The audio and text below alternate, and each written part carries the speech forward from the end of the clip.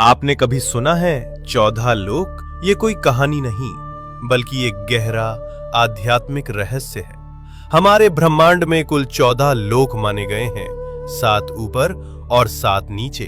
ऊपर के 7 लोक, इन लोकों में आत्मा ऊंचाई की ओर बढ़ती है, ज्ञान, शांति और मोक्ष की दिशा में। भूलोक, ये वो लोक है जहां हम सभी मनुष्य रहते हैं। इसे मृत्यु लोक भी कहा जाता है, क्योंकि यहाँ जन्म और मृत्यु का चक्र चलता रहता है।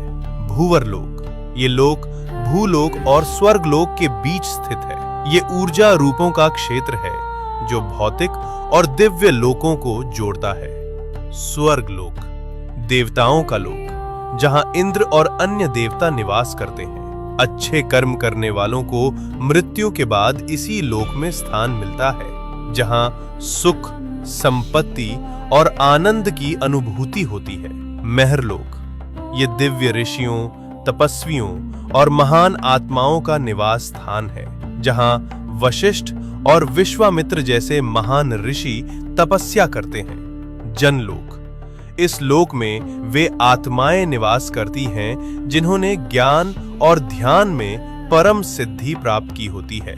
यहाँ के वासी ब्रह्मा जी की लीलाओं में लीन रहते हैं। तपलोक, अत्यंत शक्तिशाली तपस्वियों का स्थान, जो शरीर से परे केवल चेतना में स्थित होते हैं। ब्रह्मलोक, यह है अंतिम लक्ष्य है, जहां केवल सत्य है, मोक्ष है और ईश्वर का साक्षात्कार होता है। इन ऊर्ध्व लोकों में आत्मा का जाना मतलब है धीरे धीरे शुद्ध और जागरूक होना। अब बात करते हैं नीचे के 7 लोकों की।